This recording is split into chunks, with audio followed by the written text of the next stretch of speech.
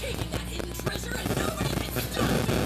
In a deep, rocky darkness, you will find your answer.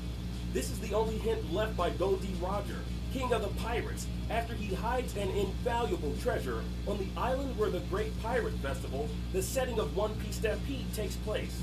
You ready? Now go, go! And that's all the setup we need for a perfect greatest hits film, which pits the Straw Hat Crew and so many of One Piece's most beloved and fan-favorite heroes and villains against one another in a thrilling carnival setting as they race to find Goldie Roger's treasure. When the Straw Hat Crew receives an invitation to the Pirate Festival, we're treated to exposition about Buena Festa, host of the event, and about the event itself. Some crew members dance and sing, while others ponder what kind of traps might be lying in wait. The exposition is a bit awkward, but not anything out of the ordinary for a shonen anime. It also serves as a great catch-up for those concerned they might be lost. This minor introduction to Luffy and his crew is a welcome one, and it invites us into their fun. They're excited and they want us to be excited along with them. The fact that this is a story that's both outside the canon and one that's sexy of One Piece enormously throughout the film. And that's what makes it such an intensely fun romp from beginning to end. What has kept One Piece so endearing to its audience is that it's a 90s shonen anime that has remained so faithfully 90s. Power levels that rise with the stakes, campy characters, and wild world building that embraces nonsense.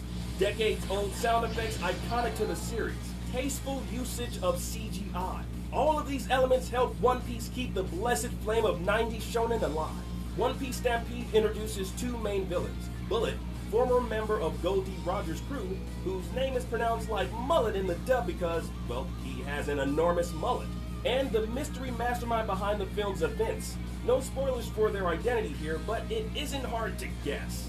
This character proves to be a disappointment, but Bullet takes center stage as such an absurd embodiment of 90s shonen strength-obsessed muscle and rage that this can only be read as tongue-in-cheek. He's a living challenge for Luffy and the other pirate captains to overcome. The success of this film is in its pacing. The way that the action of the movie escalates is masterful. From the celebratory opening scenes to the shift up to the island and the insane brawls that follow, both one-on-one and team-up fights, there's a constantly rising level of intensity and exhilaration. Not a single moment feels bloated or wasted, but neither is it rushed. Everything we need to know is spelled out clearly and with real emotional weight, even as the rising action and tension takes center stage. The film also boasts a super strong voice cast in both the sub and dub. If you choose to watch this subbed, then you know what to expect.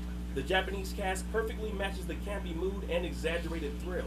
And the English dub holds up fantastically too. Intriguing! While One Piece Stampede doesn't leave an impact story-wise, there are no great upheavals or shifting of the status quo. That's not really the point here.